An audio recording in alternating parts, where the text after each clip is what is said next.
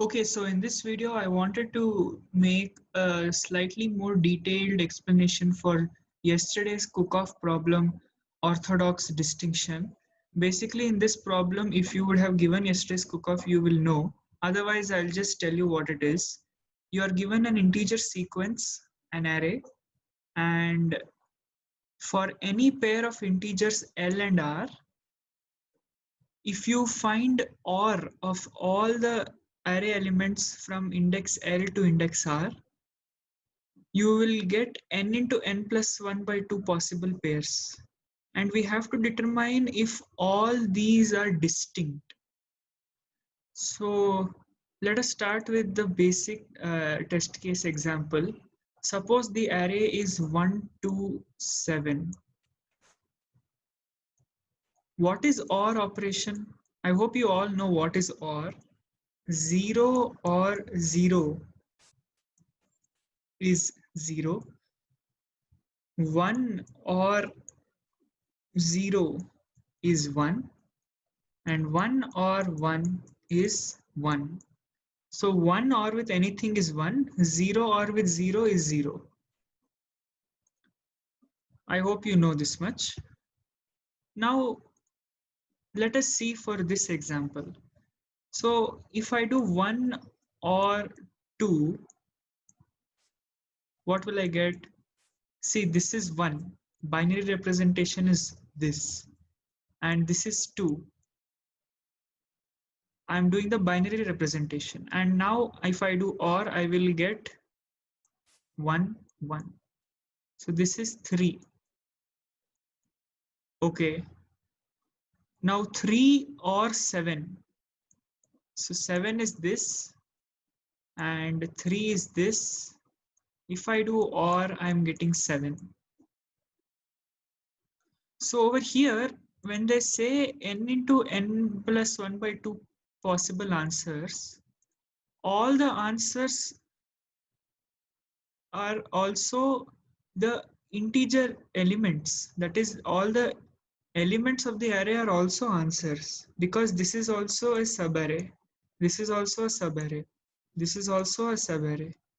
So for this particular example, what are all the answers possible? First of all the elements of the array, 1, 2, 7.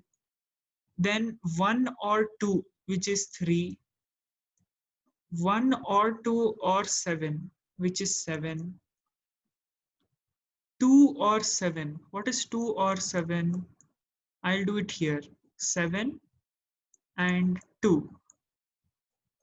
It is 7 again. 2 or 7 is 7. Anything else is left? How many pairs we have? 1, 2, 7. 1 or 2. 1 or 2 or 7. That is 7. 2, 7. I think, yeah, these are the answers. Let us cross verify. Yeah, so even we got the same answers. So you can see that they are not all distinct. 7 occurs 3 times. But if you would have observed what I'm saying carefully, you would have got the answer. See, 1 or 2 or 7. I'll write over here. Try to understand. 1 or 2 or 7 is the same as 2 or 7.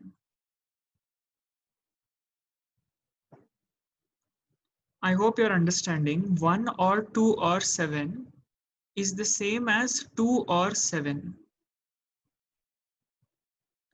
So we actually just have to keep, finding OR of all the elements and just store it in a map. Just store all the OR elements in a map. And if we come across the same element again, we will say there are no distinct pairs. If we get no such occurrence, that means all the pairs are distinct. all the possible answers are distinct. Rather than pair, I should say all possible answers will be distinct. So if you understand this case, that 1 or 2 or 7 is same as 2 or 7, you can do it by manually also, like check the bits. You will understand what will happen. So actually, I did not exactly use map. I just sorted the array and I sorted it in decreasing order. Reason being, I will get the answer quickly because there is a larger probability that bigger number or smaller number is bigger number itself. Like, for example, let me erase this. What I meant to say was, see, 7 is the same as 7 or 3. 7 is the sorry, 7 is the same as 7 or 2. So I hope you're understanding, bigger number or a smaller number, bigger number or the bitwise or bigger number bitwise or smaller number, there is a bigger possibility that the answer is the bigger number itself. Like 7 or 3, the answer is 7 only. Because we are playing with bits and we know that if suppose the bigger number has all 1 bits, if the bigger number has all 1 bits, then 1 or anything, whatever is here, if it is 0 or 1, whatever, 1 or anything will 1 only.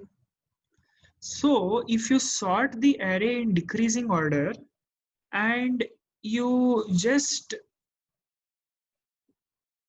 apply this condition, that is, check if the existing number or existing answer is the same as answer or the element of the array. That is what I'm checking here, right?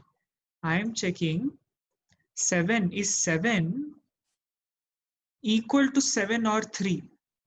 Yes, it is equal because I shall get this condition. What I want to say is, basically, it is, I think, sufficient to check in the entire array, is there any element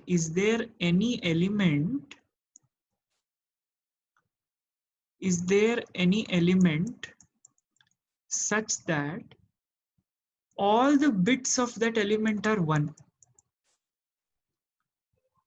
It was sufficient to check this. But if you had to check this, you had to manually, maybe use that built-in pop count function or whatever. So, and I don't think you would have got TLE also, because for this question, even the brute force solution has worked, which is a very wrong thing because 10 power 5 should not run in O of n square. But when I was seeing the other solutions, they have simply used brute force.